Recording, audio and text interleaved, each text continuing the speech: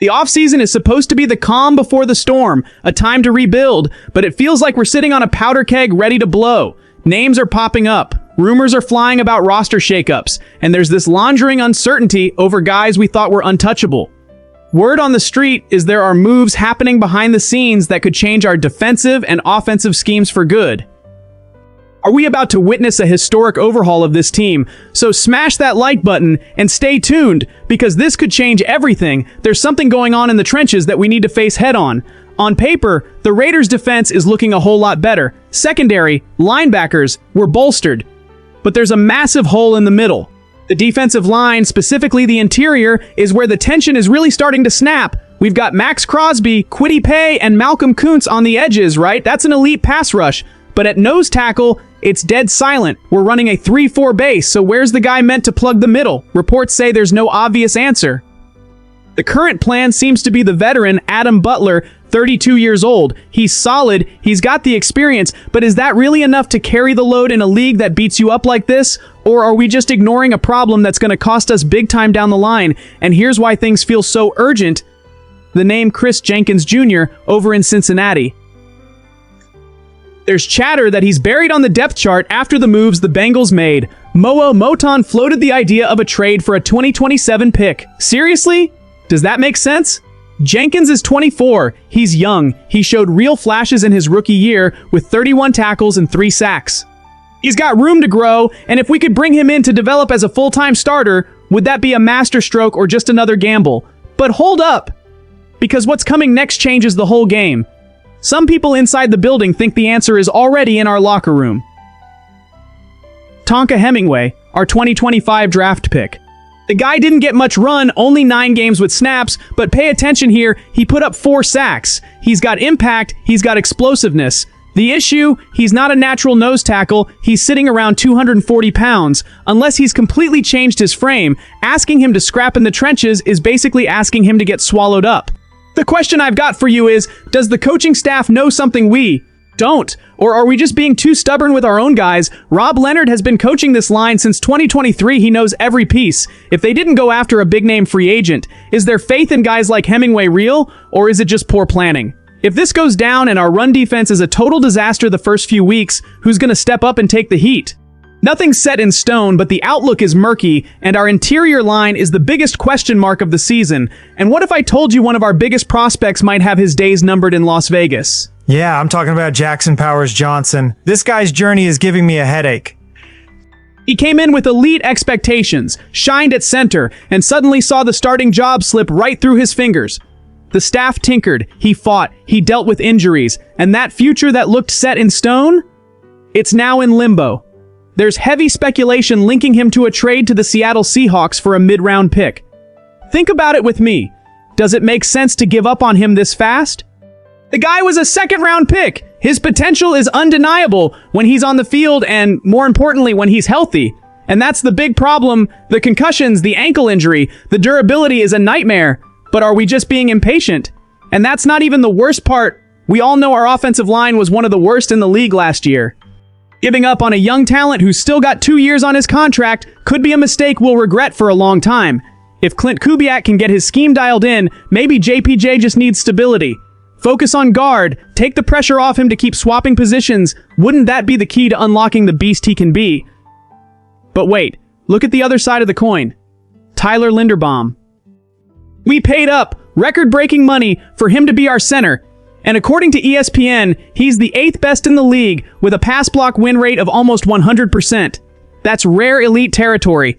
So for JPJ, the chance to shine at center here in Vegas is gone. It's guard or nothing. And if the staff doesn't see him winning that job, a trade to Seattle, where he'd play his natural position, might be the honorable way out for everyone. But think about this. Trading a 24-year-old for a 2027 pick? Is that aggressive long-term planning, or just admitting we failed to develop this kid? None of this adds up. Is it a smart strategy, or just proof that our draft evaluation is in deep trouble? The fan base is split, and the front office staying quiet about his future is just cranking up the tension. If he walks and blows up somewhere else, who's taking the blame?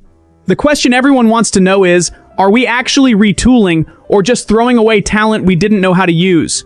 Raiders Nation, a bomb just dropped on a familiar face, and the ripple effects are shaking the whole market. Our former defensive end, Charles Snowden, signed with the Cowboys, but he showed up with some heavy baggage. Remember that DUI arrest back in 2024?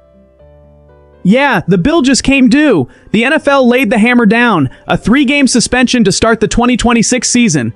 Is that a slap on the wrist, or is it the beginning of the end for him? Snowden is a solid guy, 4.5 sacks in 2 years, but he's not a superstar. On a team like Dallas that's trying to prove themselves, losing a guy for the first 3 games is a massive hit. He's gonna have to grind twice as hard in training camp to prove he's worth the spot, even while he's out.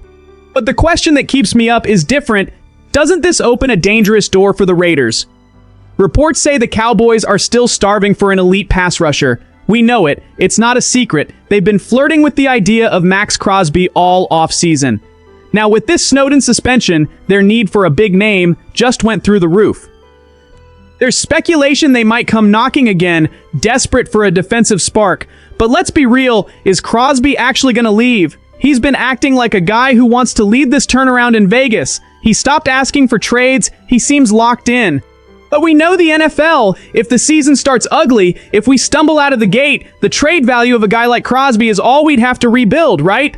It's a hypothetical, but it's enough to keep any fan up at night.